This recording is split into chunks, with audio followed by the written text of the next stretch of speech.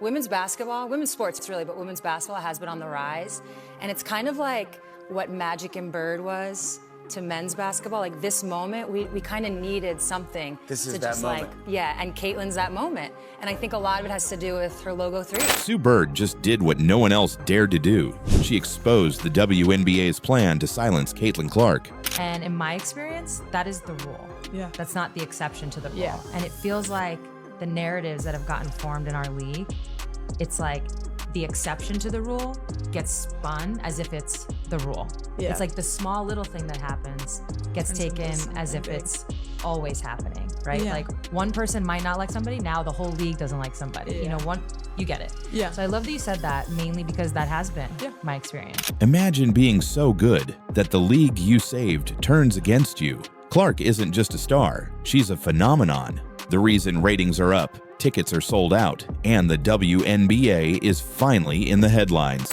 I got to watch Caitlin play in person. It'd be really beneficial to her if she had players around her who could create shots for her, right? She has to create a lot of her own shots, but she's also creating for her teammates.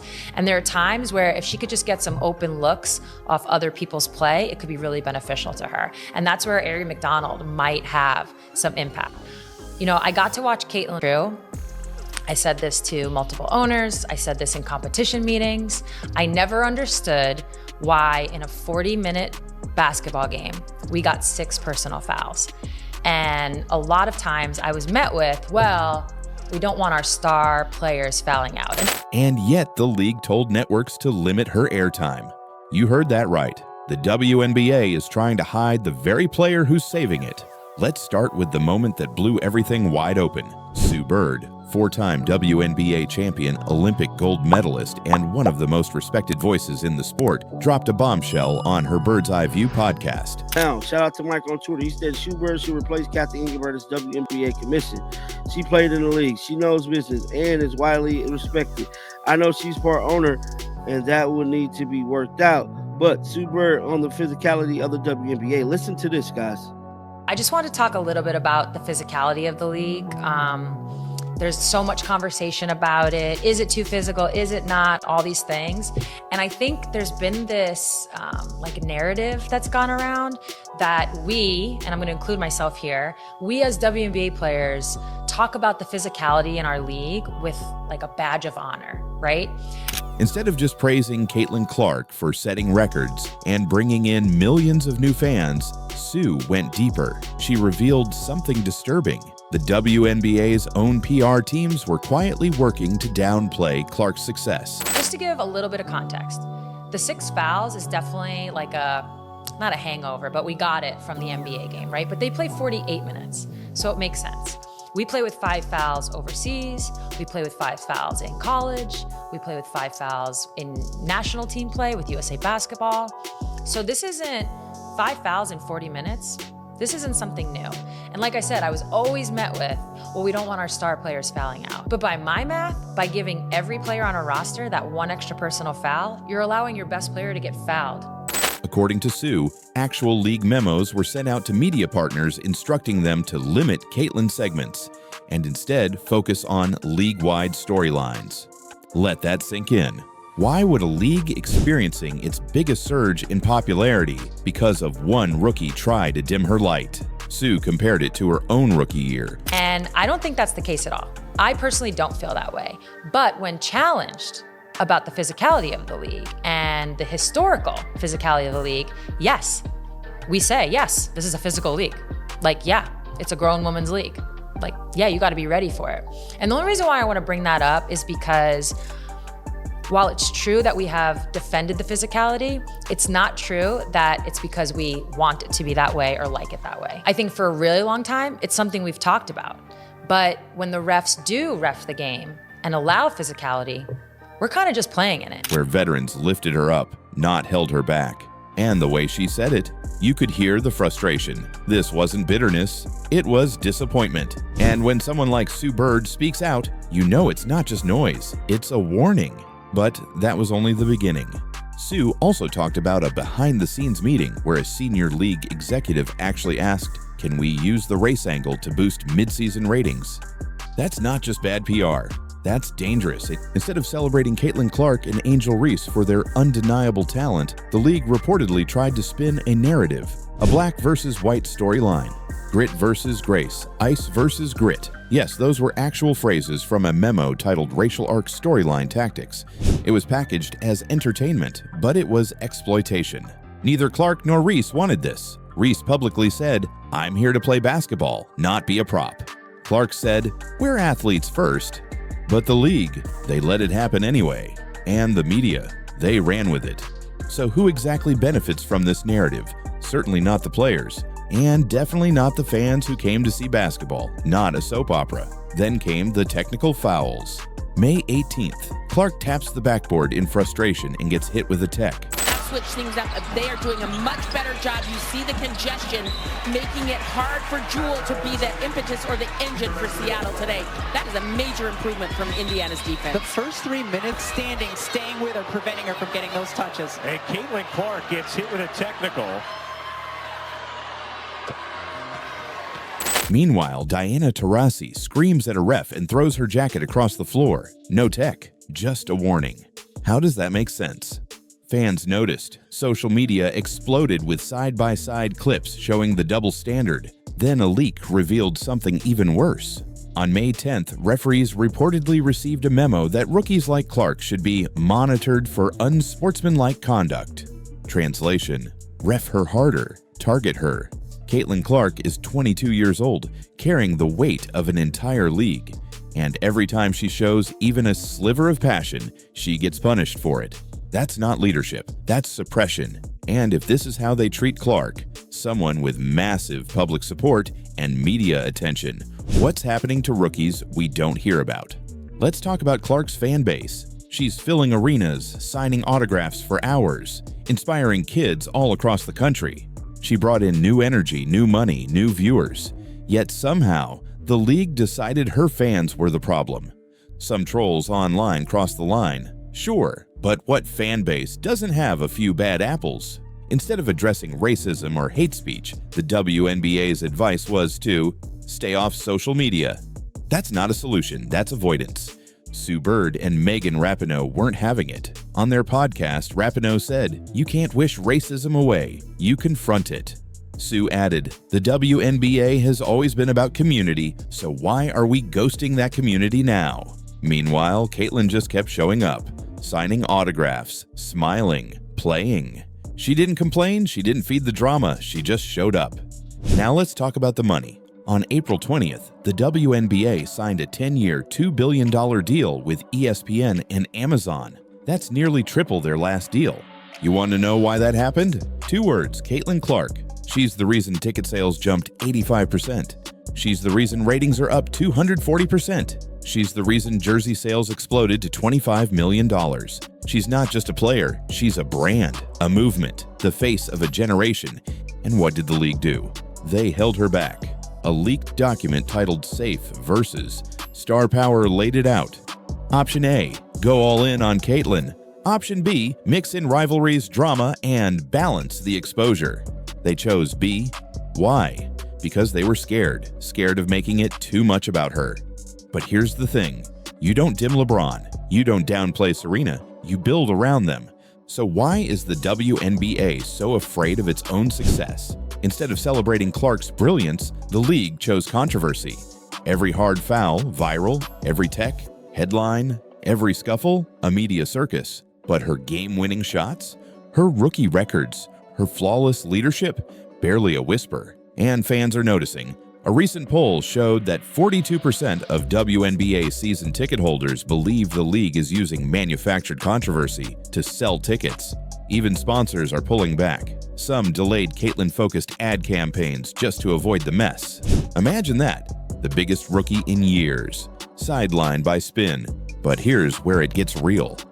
A leaked audio recording from a May 15th executive meeting captured the tension. One exec said, "She's our cash cow. We can't hide her." Another fired back, "Clicks from conflict don't build long-term fans." It's clear, the league is divided. Some want to celebrate her, others want to manage her. But Sue Bird, she's not managing anything. She's telling the truth. And that truth, Caitlin Clark isn't the problem, she's the blueprint. She's the reason the WNBA is in living rooms across America. And the more the league tries to spin her into a drama character, the more they lose the very thing they've been fighting for: respect. Sue Bird didn't have to speak up. She's got her rings, her legacy, her peace, but she chose to speak because this moment is bigger than basketball. It's about who gets to shine, who gets celebrated, and who gets silenced. So now the question is simple: do we want a league that hides its brightest stars, or one that lifts them up? Because Caitlin Clark isn't asking for special treatment. She's just asking for fairness. And it's time we all demand the same. If you believe that the WNBA needs to hear this loud and clear, drop a comment, share this video, and subscribe. Because this is about more than one player. This is about what kind of league we're going to build. It's such a difficult topic. I think it's simply put that we've got a long way to go. That is unacceptable. It's not a judgment call. Cheryl Reeve just erupted, publicly calling out the Indiana Fever and fellow WNBA coaches over the All-Star voting results. A legendary coach, now in full meltdown mode. There was also quite a bit of bitterness coming from Team USA's coach Cheryl Reeves when she was asked pretty much any questions about Caitlin Clark. And she was asked if there was any second guessing from her on Caitlin Clark not making the team, and she very just spitefully says no. Doesn't elaborate on it, just says no. For me, And it's funny to me how even she coached this game, because if you didn't think Caitlin Clark was the caliber of player that she is, then why would you feel the need to face guard her, to trap her, to defend her like you did? But is this about fairness or something way deeper? Because what Reeves said and who she said it about has the whole league on edge. So why is everyone suddenly turning on her? Let's break it down. I ain't never seen nothing like this before. Caitlin Clark is a menace, man. She literally kicked Cheryl Reeves off the team. This is my team. I don't get out of here. Cheryl Reeves, you asked for it. You asked for it. So now Sandy Brondello will be coaching Caitlin Clark's team, and Cheryl Reeves is going to be coaching the Feast Collier's team. This is insane right here. And it's like, yo, Cheryl Reeves, I get it. You have the best record in the WNBA so far. You want as many plays as you can on the All-Star team. You probably want Kayla McBride there. You probably want Alana Smith there, and half your bench and all of that. But my thing about it is that at the end of the day, it's still supposed to be fun and games. It started like any other All-Star year until it didn't. This time, the All-Star selections lit a fire that's still burning across the league. And right in the center of that fire, Cheryl Reeve. The team's hilarious. And not only that, she traded her coach. Her coach. So she was originally meant to play for Cheryl Reeve. You guys don't know who Cheryl Reeve? She was the Team USA coach who basically has said a bunch of negative things on social media about Caitlin Clark, who had like a bad write-up in Christine Brennan's book, then deleted all the tweets and she deleted a bunch of tweets, said the tweets never existed in the first place, and yeah, basically is now saying Christine Brennan is a liar. And by the way, the decorated Minnesota Lynx coach and head of Team USA didn't just disagree with the coach's votes, she went scorched earth. She called out the system, the other coaches, and yes, the Indiana Fever. The WNBA All-Star Draft was fun between Caitlin Clark and Nafisa Collier, the team captains, picking the players, picking the rosters. But the most interesting aspect was the coach swap, because Clark traded Cheryl Reeve, who was the coach of her team, or was to be the coach of her team, to Collier for Sandy Brondello, the coach of the New York Liberty. Of course, Reeve is Collier's head coach for the Minnesota Lynx, so that makes sense. But the drama is going to come from Reeve having previously been critical on social media about the amount of attention Clark received relative to the rest of the league, not to mention being the coach of Team USA that Caitlin Clark was so famously snubbed from. Now here's the kicker. The Fever, the team Reeve shaded publicly, landed 3 All-Star nods: Caitlin Clark, Aaliyah Boston, and Kelsey Mitchell. Meanwhile, Reeve's Lynx, not so lucky. And fans weren't buying her outrage. What she wrote is fiction.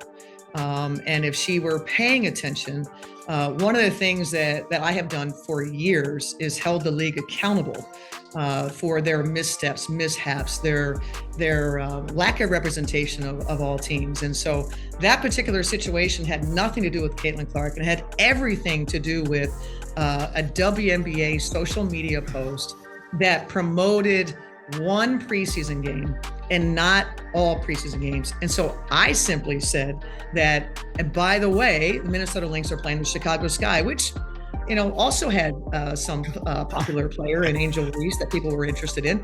And it simply wasn't posted on their account. Because just weeks ago, Reeves seemed to have no regrets about snubbing Clark from Team USA. When asked directly if she second-guessed that decision, that was it. Cold, short, done. No explanation, no elaboration. So when the All-Star selections dropped and Reeves suddenly had a whole lot to say, people called foul. Who requested that trade? Look, I don't even think it was a request. I think Caitlin just straight out said, hey, get off, man. You know what? I don't care about any rules. She's off my team, man. Oh, man. Players can trade coaches. What is this, the NBA? Cece knew that. Cece knew what Reeves was about to do to her team. Yeah. Go and get her off, man.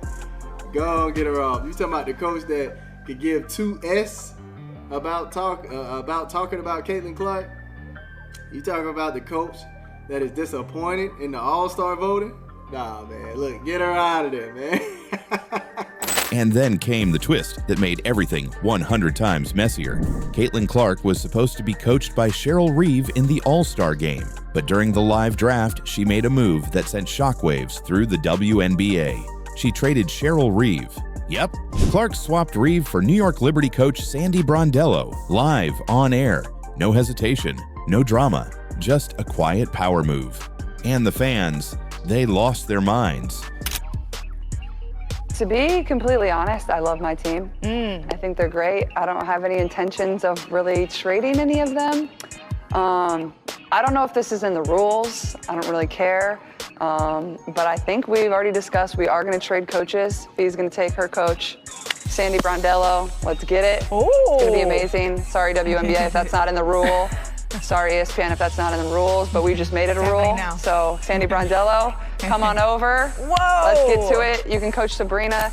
So therefore, maybe Stewie wants to come on over to my team. Whoa. Let me know. Fee, you want to give me Stewie? We have breaking news here. I don't know that I've heard of a coach being traded in the All-Star game. This is something you're agreeing to, Fee. There's no terms to this deal. Suddenly, this wasn't just about All-Star selections. It was about power.